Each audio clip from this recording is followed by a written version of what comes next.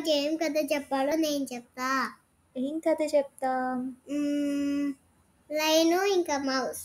సింహం ఇంకా చిట్టెలుక కథ చెప్పుకుందామా? సరే.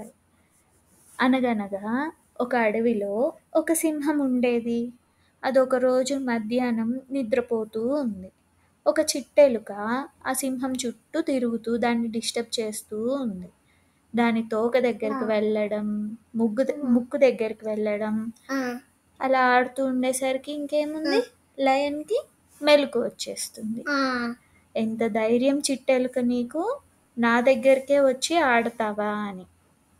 పాపం ఎలుక భయపడిపోయి, సారీ సింహం రాజా, నేను ఇంకెప్పుడు అలా చేయను, నన్ను వదిలేయి అంటుంది.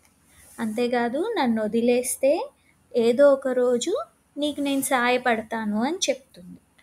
దానికి సింహం ఒక పెద్ద నవ్వు నవ్వి, నువ్వు ఇంత చిన్నగా ఉన్నావు, నాకేం పనికొస్తావు, అయినా నీ మాటలకి ముచ్చటేస్తుందని దాన్ని వదిలిపెట్టేస్తుంది. కొన్ని రోజుల తర్వాత సింహం అడవిలో వేటాడుతూ ఉంటుంది. అనుకోకుండా వేటగాడి వలలో చిక్కుకుపోతుంది. అప్పుడు సింహం గట్టిగా అరుస్తుంది, గర్జిస్తుంది. ఆ సౌండ్కి చిట్టెలుక సింహం ఏదో ప్రమాదంలో ఉందని దాని దగ్గరికి వెళ్తుంది. వెళ్ళి చూస్తే ఏమవుతుంది, సింహం ఆ వలలో చిక్కుకొని ఉంటుంది పాపం. అంతే. అప్పుడు ఎలుక చకచకా వెళ్ళి ఆ వలంతా ఉంటుంది కదా, కొరికేస్తుంది. మొత్తం దాని చిట్టి పళ్ళతోటే కొరికేస్తుంది. అలా సింహాన్ని వల నుండి బయటికి తీసుకొస్తుంది.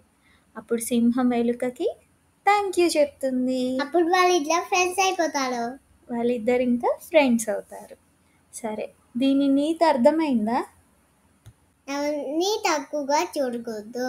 Very good. మీకు కనుక ఈ కథ నచ్చినట్లయితే లైక్ చేయండి, షేర్ చేయండి, సబ్స్క్రైబ్ అవ్వడం మరొకండి. ప్రేమతో మీ ఆశ. ఇంకా థ్యాంక్ యూ.